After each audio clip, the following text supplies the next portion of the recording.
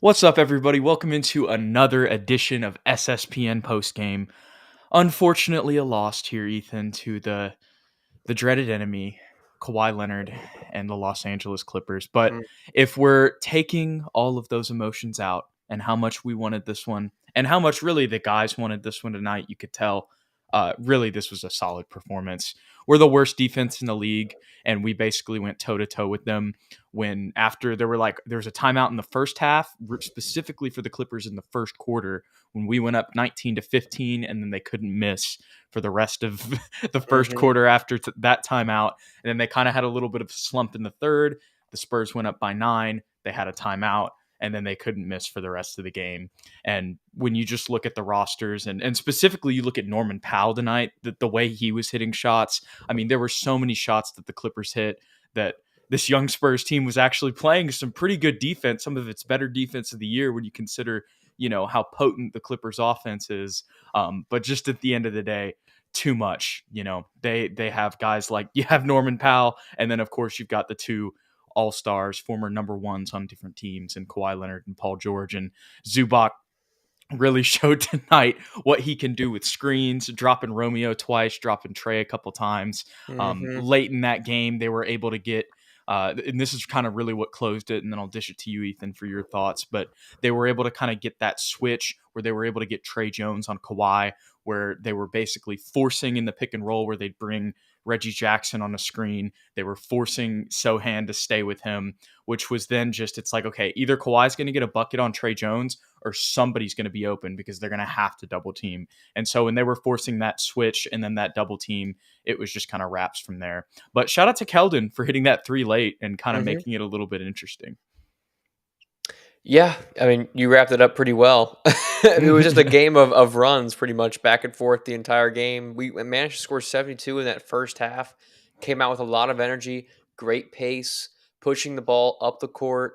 It felt like what we were trying to do was take advantage of Paul George and Kawhi Leonard not playing every game, hoping that we could tire them out by running the entire game, running it down their throats, trying to pick them up at half court. Jeremy Sohan did a great job. I felt like Romeo Langford did a very good job against Paul Mm-hmm. George for the most of the game. Paul only had 16 points. Now, he only shot 13 times, but it felt like he was really doing a good job with ball denial. But at the end of the game, like you said, the Clippers kind of just figured it out. Like, what are we doing? We got Paul George, we got Kawhi Right. Leonard. We're gonna just give it to them, force the switch on a Trey Jones. They're gonna send a double, and he'll either score or kick it to the open guy. Most of the time, it was Norman Powell, Reggie Jackson a few times, Trey Mann, whoever it might be. So the Clippers just have that star power, and they have a really deep roster. And what's crazy about their roster, Jude, is I was watching. I think it was in the third quarter, and Trey was like doing everything he could to get a mismatch. He got a screen from Yep. Zach, and it was like, okay, well, like every time he got the switch, he was like, okay, well, this guy's also a good defender. It was like Batum, then Covington, then Morris, then Kawhi, and it was like they don't have anybody that's like a weak link, and so that's a huge strength to the Clippers. And they So can switch. they Basically, can switch, and that's something that the Spurs had issues with at the end of the game with Trey Jones, and I don't understand. I'm not in a basketball mind, but I've heard other actual basketball players like retired, like Charles Barkley, Shaq. They don't understand either why there's such a willingness to switch when it's such an obvious mismatch, like what they did to Chris Paul in the playoffs last year, how they were just targeting Chris Paul, the Mavericks, I mean, right. and it happens every year. But I'm not. We don't have to get into that nitty gritty. Overall, a pretty solid game from Josh Richardson. Malachi Branham looked really good in that first half. He looked comfortable. Got one open three, knocked it down, cutting to the basket strong. Everyone felt like they had their foot on the gas in that first half. Everybody was looking to score, top to bottom. Like We were usually we have executing like that was probably the best execution in a first half offensively I've seen all year. I know that feels like an 1,000%. exaggeration in this game, No, but the cuts, the way it was like we're running sets and we're doing yeah, it well. Like they it were was moving with crazy. fluidity. There was very little like oh, I made an accidental pass. Very little Right. holding onto the ball We too had long. 72. Forgot to mention Mhm. that. Yeah, 72 in that first half, and then in the second half, it just felt like we took our foot off the gas just a little bit. Not even that much because we it was a game of runs, but we got outscored by 10 in that third quarter, and then by We 2 in weren't that as fourth explosive quarter. for sure. Yeah, it could have also been the Clippers defense just took a step up when they realized, oh, the Hmm. Spurs team's not going to just lay over. Um, but the biggest thing, Jude, you can definitely see the improvement from game one. Like Yeah. it continues. Every game just gets better and better as far as cohesion offensively, communication defensively, and Sohan's offense is coming along 2 for 2 Hmm. from three, The letting it shot looks a fly. lot better. It does. So things are finally starting to come together. Yeah, just a couple other things I forgot to mention, but also kind of one key thing I just noticed here looking at the Clippers box score. Mm. So obviously Norman Powell 9 for 11, 4 for 5 from 3, 26. But here's the other thing about Paul George. It felt like he was quieter. He still 12 didn't even assists. have a bad night, but right, 12 assists. He Mm. found a way to contribute Yeah. in a different way. And that's why they run him and Trey Mann, in that starting lineup where they're kind of running Trey Mann at the point, but really you can call Paul George more of the de facto point. And I'm not just saying that because of this game, but we know Paul George and his skill set throughout his career. And, he can take the ball up the floor and definitely play make for this offense. And then, of course, we know the killer, the efficient killer Kawhi is Mm. more than anybody. So, his 36 tonight. I mean, there were so many times where there were a lot of times where Sohan obviously got taught some lessons from him tonight, but there were some times where he made some good plays against him, forced some Yeah. misses. And then there were a lot of shots where he did great on defense, but it just didn't matter. Like Like the Kawhi was one in going to that drain it. corner. That's exactly what I was thinking of. The left corner, it's like, and even the broadcasters, like Sean was talking about, he's like, that's great defense from Jeremy. It's just Kawhi is just like, he's Kawhi. Yeah. So talking a little bit more just about some of the other Spurs tonight, though. Zach Collins, I know doesn't look crazy on the boards No, he tonight, played great. but he played right. He played great. Really just was showcasing, his development in the post. They were challenging him. They mentioned this at the end of the game. The Clippers kind of were living with Zach Collins one-on-ones in the paint, and he took advantage of it. 7 for 9, 1 for 2 from 3, had 17. And while he wasn't, big on the boards as much as we would have liked him to be, still found other ways to contribute with 4 assists tonight as well. And looking at the boards also, Romeo had 6, Jakob had 6, Sohan had 6. And another thing about Sohan, the 2 putback dunks. Yeah. Love to see him flying through the air, and just his offensive game progressing. And that's, I guess, really, you would think when I'm looking at these rebounds, I'm like, this isn't the greatest rebounding game for us, but we actually won the rebounding battle tonight. Zubox did have 16, but other than that, we were able to do a pretty good job there. Really can't think of anything else. Just looking at the team right now, or looking at the box score right now. Romeo, that's another one I'm forgetting. I knew I was Mm. forgetting something else. He had 5 assists tonight. On top of just being efficient, he was able to get Kawhi on the swat, and he got him off the dribble on a floater.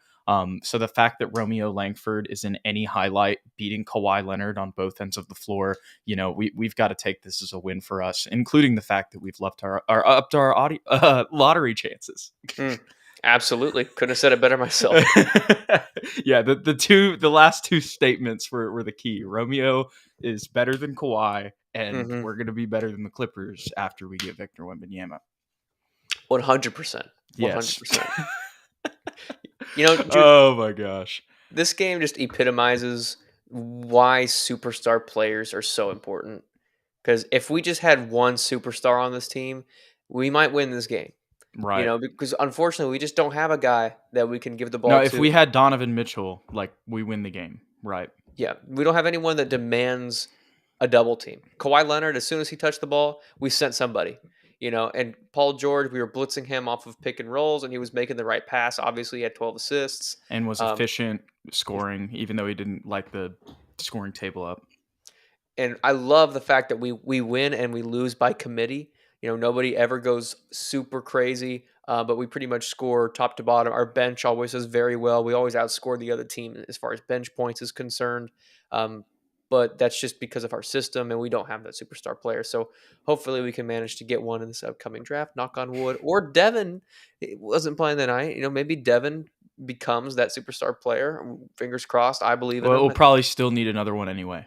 Yeah, I mean, we can never have enough stars. Right. Yeah.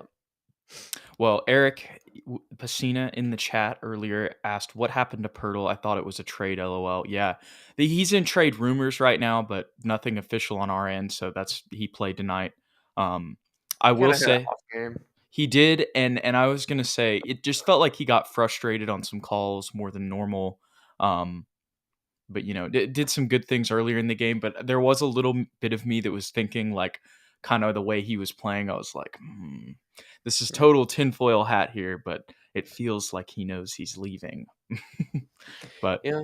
maybe that might, I'm pretty sure that's reading into it too much, but still he did have, there were some uncharacteristic things from him tonight, but I feel like that kind of is just the theme with Jakob all season. The more I'm thinking about it, sometimes he'll have some nights like that, but other nights he's going to have 20, 10, and 5. So Pretty much. Doug did not do much to help his trade value tonight. yeah. One for I'm with the way Jay Rich is playing, obviously his is up, but yeah, it's like with the way he's playing, it's like you just don't want to get rid of him. I But it's know. like, are we going to sign him to a contract extension? No. Like, we've got Malachi and Blake coming up. Um, I don't know. Maybe they surprised me with that one there, but and Romeo too. Didn't even Yeah. mention that. It's just like, but yeah, with the Jakob rumors though, it does make me like the chances of McDermott and Jay Rich staying at least this season. Maybe we just let him go. I mean, well, Doug's contract goes on to next year. Jay Rich is up without a contract extension. But it does. I feel like the chances of them staying have gone up with just the Jakob news. I don't know why I feel that way. I think it's just maybe the way I'm watching games and the demeanor of them as well, just with how positive it is. Um, but also just with that kind of being the main trade piece and the Spurs not usually making, uncharacteristically at least, they usually just make one move if they're going to make a move. Um, the point of where I'm going with this is that Jakob Pertl is probably going to get traded, and I think that because of that, we might not make another move. But also, what I was trying to get to with this is the Jakob Pertl. What we're asking, reportedly, the Spurs are asking for 2 first-round picks, and the more that I've kind of been thinking about it, I feel like. I don't think that I feel like that's a little. I mean, if you want to start there and like we're willing to go down, I'm not mad at that. Like, but I feel like we're only going to get one and then like a pick swap, or if we're going to get another one, it's got to be at least lottery protected. Like, we're not going to just straight up get 2 first-round picks for him. I just don't feel like teams are going to give that much up, because it's like we could just go get him in free agency if we really wanted Mm. him. The thing that sucks is, or actually, it's good for us, but Rudy Gobert screwed up everything when he got 6 first-round picks for Rudy Gobert. And if you want to compare Rudy's stats to Jakob's this season, I think Rudy's averaging 12 and 10 and 1 block, and Jakob's averaging, I think, 12 and 9 and like a block and a half. So they're almost identical. So that's where the Spurs are coming from. Like, well, look, you gave up 6 for Rudy Gobert, who's made a couple All-Star games, Defensive Player of the Year, sure, but if you want to look at their impact, it's pretty much the same, Yeah, like similar. Yeah. statistically on paper. And there's a lot of teams this season in particular that have a chance at winning the championship. Like in the Yeah, past, it's always been I agree. Warriors and I Cavs, right? agree. There's like 6 teams in the West that probably have a legitimate shot, and like Hmm. 5 teams in the East, and they all need bigs. Yeah. And we like the Warriors need a big. The Celtics The could use a big. Nets The could use Nets could use a Jakob. big. Like a lot of, and Jakob is probably the most valuable of those available currently for trade. And he's probably the one that's just going to most easily fit in anywhere as well. Yes. And the more I think about it, Jude, the rumor that has kind of died down is the Warriors rumor. Remember that everyone was like, we're just going to swap Wiseman for Pirtle. That was going around for a while last year and at the beginning of this year. Wiseman has yet to get any minutes like this season. I think he's got like a Yeah. couple games under his belt, but has very little impact for Got them. some G League minutes too, right? Yes, he has. And reportedly, the Warriors are interested in trading for a big. And then they played a game, was it yesterday on TNT? I was watching it, and they just got beat down low by Al Horford and Robert Williams all night Right. long. So, and Shaq and Kenny and everybody, they were talking about how they need to go get a big. So, could our relationship with the Warriors come back? Is that more likely to happen now? Because I haven't heard anything, about us connected with them. I've only heard Celtics and Raptors. Hmm. Yeah, and they don't even want him trade wise. It's confusing because like everyone looking in is like, you're not playing him. You clearly don't think he can help you, or you would play him because that's your biggest weakness. Yeah. So, would you even want Wiseman, or would you just want draft picks? I would be down for Wiseman. I guess the more I think about it, he might just turn into kind of the same thing. He If might. if the Spurs end up winning the lottery, but of course, that's not guaranteed by any means. So I mean, like if we can get some like I don't want to just trade him straight up. Like I don't want just Jakob for Wiseman straight up. I feel like I've seen that on Twitter or just in some other places. Like definitely want some picks, like draft capital should be the main priority, which is what they're asking for. But I would not mind taking a chance on Wiseman, especially like I wouldn't mind just taking him and sticking him in the G League because and just trying let our development get a Hmm. shot at him and see what we can do. We've definitely seen Zach Collins' progression this year, and he has a much higher ceiling than he does. Obviously, kind of there's a little bit of Ben Simmons-ness to it right now, Hmm. um, but at the same time, because he's younger, and because of the relationship, like the similarities between Steve Kerr and like his Spurs background and things like that. I would definitely be willing to take a chance on him for the second half of the year at least. Yeah, I would agree. And I agree with what Mezy's saying. I don't think we're going to get two first. I think maybe one first and a swap, or two very protected first round picks, whatever it is, or a pick and a Hmm. expiring contract, whatever it is. But honestly, at this point, I think I'm totally in on the trade Jakob train as long as we get some kind of draft capital out of it. Or I guess Wiseman, because he is still super young and has upside, and he would get playing time with the Spurs. Yeah, yeah. If anything, I see in the comments we have some people talking about how he's re-signed. Apparently, I just googled that. I didn't see anything on that. Today? So yeah, I don't think. I feel like I would have heard if if Jakob is re-signed. I'll go. I guess I'm on DuckDuckGo, so I'll go double check on Google. Um, I didn't see but anything, but maybe I missed I it. I don't think that has happened yet. I did see something from November of 2020. When he first re-signed with the Spurs for his last contract. But looking at this as of right now, I do not see any news on Yeah. that. I did So see something that he was willing to sign a contract extension, but then there's also this thing that he wants, big money, and are we willing to pay him all that? So I don't know. yeah, all when I'm looking at this, it's there's an athletic article about Boston's interest in Jakob.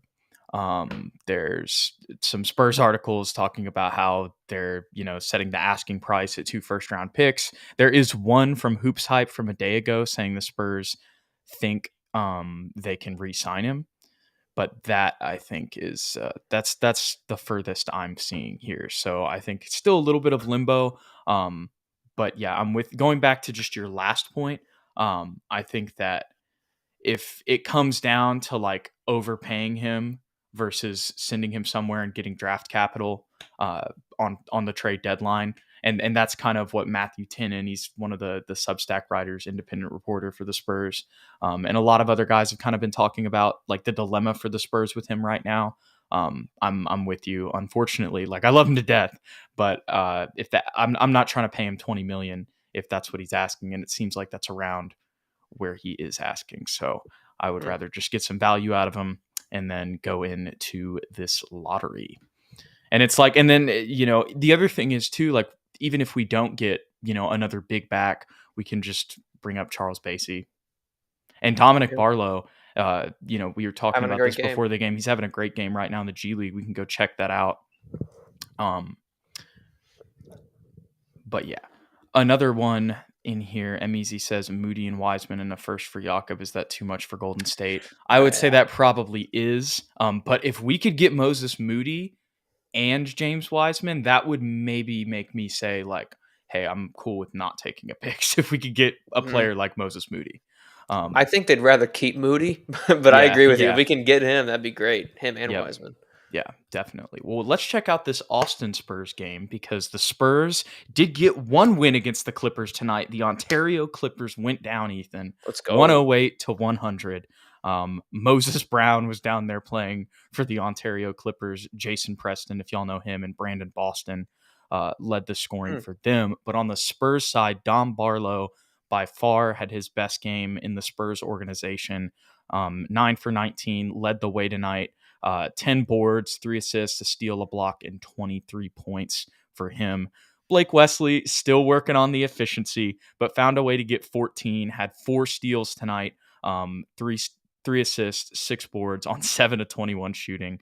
But that's, as we've talked about, and he went 0 for 3 from 3 tonight, but there's been other games where it seems just like so far in the G League for Blake Wesley, he's going to have an inefficient game for maybe like, it can be a little bit longer than just one game, but he's going to have some inefficiencies and then he's going to have some bounce back games. So inconsistent right now, but that's what you expect out of a 19-year-old rookie like himself, who's kind of coming in with more of a scoring background than a playmaking background. But, earlier when I put this on, like midway through the fourth quarter of the Spurs game and they were in the third quarter, he was like 4 for like 14 or something. So was able to make some shots in the clutch, which you love to see that as well. Glad he's making the mistakes in the G League rather than, in an actual game. Right. Now I got to ask you, Ethan, who do you think was the Spurs' second leading scorer? The Austin Spurs. The Austin Spurs second leading scorer? Yes. Was it my boy, Tommy Kuzi? No. Oh, Alize Johnson. Yep. You want to guess the stat line? Off the bench? Did he have 20 points? No. Very close, though.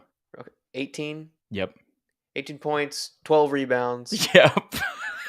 and 2 blocks. Didn't have 2 blocks, but had 2 assists and a steal. But 18 and 12 for Alize, so continuing to just be dominant. Our 6th man, our Manu. Not really Manu, but, not Manu at all, but, on the stat sheet for the Austin Spurs, you can call him that. Jordan Attaway, that is another player that we signed to an Exhibit 10 contract, so maybe that's somebody we have interest in moving forward. He had a pretty good game tonight, 16 points, a steal, block, 1 assist. He's more of just a shooting guard, and that's what he had. 2 for 6 from 3, 6 for 11 overall. So maybe somebody else to pay attention to there, but really the main takeaway is Dom Barlow's continuous progression. He's been able to string together some good games. And, speaking of that, Overtime Elite played tonight. And if y'all aren't watching that, definitely go check out some highlights or at least some games on Amazon Prime. If y'all got Amazon Prime, it's on Prime Video. You can go watch the game replays of the Thompson twins, who are going to both be lottery picks and potential Spurs. So definitely go check out their team. And also, if you just want to get a little bit more background on Dom Barlow as well, because it feels like with his progression and just the vibe I got kind of from when they signed him as him being a long-term project, it seems like he's developing down in Austin. So checking out Overtime Elite, that's probably going to be a league that produces more players moving forward. Get a little bit more background on Dom Barlow and check out some Spurs draft prospects. So there's my rant on OT. Heck yeah. Are you getting paid by OT, Jude? No, unfortunately not. You should be. But that's a really good promo. Where I'm a shill to Amazon too. Yeah, there you go. We got a question from Eric. Watching Malachi tonight made me imagine where Blake would be if he was healthy. Yeah, for sure. Malachi had a really solid game tonight. We've seen his development throughout the year. And now, the shots fell tonight. And that's really what it's come down to for him this year. Finds the spots, really just attacking repeating what we've been saying. But yes, and confidence. That's what I noticed tonight specifically. Yeah. And, got beat a couple times on defense, but I like the aggressiveness. Confidence, aggressiveness. Love to see that going up as well. And, just to be able to compete physically, if he can continue to keep going at him like that. I mean, the up and under layup was tough. I'm trying to remember some... really, the rest I want to say were just jump shots, but he had one really like a tough contested layup he put on the top of the glass early on. Mm-hmm. He really strung his points early. I think he had like 7 in the first half. He only scored once in the second half, something like that. Yeah, but definitely looking a lot more confident, attacking the rim and making the right pass more often. Yep. Not getting caught picking up his dribble and just not having anywhere to go, which is obviously a big pet peeve of mine since we do it all the time. It feels like, but he's talking about Romeo Langford playing very well. I thought he played a very solid game as well. Very similar to Malachi. I know obviously he's like it's different. Like he's like a third year player, so it's Mm-hmm. different. But and that this is kind of similar with Blake Wesley, like the inconsistencies. Like he'll have some nights like this, or he'll go for even 20 sometimes, and then he just disappears some nights. But if we can see more of this out of Romeo, which he's going to continue to get those reps until the All-Star break. Maybe he ends up being, a player we keep around and uh, a piece that we didn't expect to be solid going into this year, or even when we traded Derek White. We were really focused more on Jay Rich whenever we got that return. And he's just been playing lights out too. Yeah. And I know I talked a little bit about that earlier, but I love the swagger that Jay Rich brings to the court. Romeo Langford, the next Danny Green or the next Bruce Bowen? The 3 looks better. The 3 looks a lot better. His jump shot looks smoother. It feels like he kind of sometimes he takes too much time on his release, and then He he'll like does. short arms it a little bit. But when he actually just lets it fly, I mean, it's smooth, good rotation. Very similar to Keldon. So Yeah. we got similar problems, and it's all just about taking the shots and being confident. Decisiveness. We're getting better, Jude. We're getting better. Oh, the young Spurs. Any final thoughts on tonight's game, Ethan, before we wrap up? I'm happy with the improvement. Just keep going in the right direction and keep these games competitive. But at the end of the day, lose. That's what we were asking for. That's what we got tonight. Although this is one that we would have really loved to have Yeah. just to get that win over Kawhi. But it's okay because at the end, it was better for us with the lottery odds. Spurs will go on the West Coast, just had a 4-game road trip, and they'll start next week up and down the PNW and then really just into the Pacific West. It's not the Northwest. It's really just Portland on Monday, and then they have a back-to-back in LA on Wednesday and Thursday. And then they do kind of stay in that area with Phoenix on Saturday. Well, actually, no, Phoenix is at home. So, no, it's just the Portland game on Monday and then the back-to-back in LA next week. So the Spurs will have a chance to get revenge, and hopefully they can beat LeBron too while they're at it. I don't know if they will. But that would be the more winnable game for the Spurs when it comes to that back-to-back. But he's going crazy right now. So that's going to be a tough one regardless. But hopefully they can steal just one of those LA games, just, knock on wood, fingers crossed. Just so we can have it because the Spurs fans would appreciate it. Looking forward to that Drew Eubanks game. That's Drew's so making true. A revenge game, baby. And then, you say that, and we're getting close to the DeJounte comeback game, which is I'll be a big thing. Oh, you will. There you go. I'll be at the Atlanta game. That is Saturday, February 11th. I thought it was the 1st. Oh, wait, no, I'll be the one at the March. I'll be the March one. That's in San Antonio. Sorry. Okay, there you go. Well, I guess. No, yeah, and that one's in Atlanta. Duh. Anyways, I don't know why I thought it was February 1st. That's the Kings game. I'll be at the February 3rd game against Philly. There you go. So y'all all go to the February 3rd game. You just look for Ethan, and that's all you should do. No. Perfect. We appreciate you guys. Thanks for hanging out and talking Spurs. Another L, but that's this season. If you guys appreciate our content, if you liked it, don't forget to like and subscribe. We appreciate it. If you want to stay updated with the show, follow us on Twitter. You can watch at SSPN on YT as well. You can follow at Jude McLaren, follow at Ethan_Quintero, and you'll know when all the stuff is happening. We'll see you guys later. Thanks for watching. We'll catch y'all in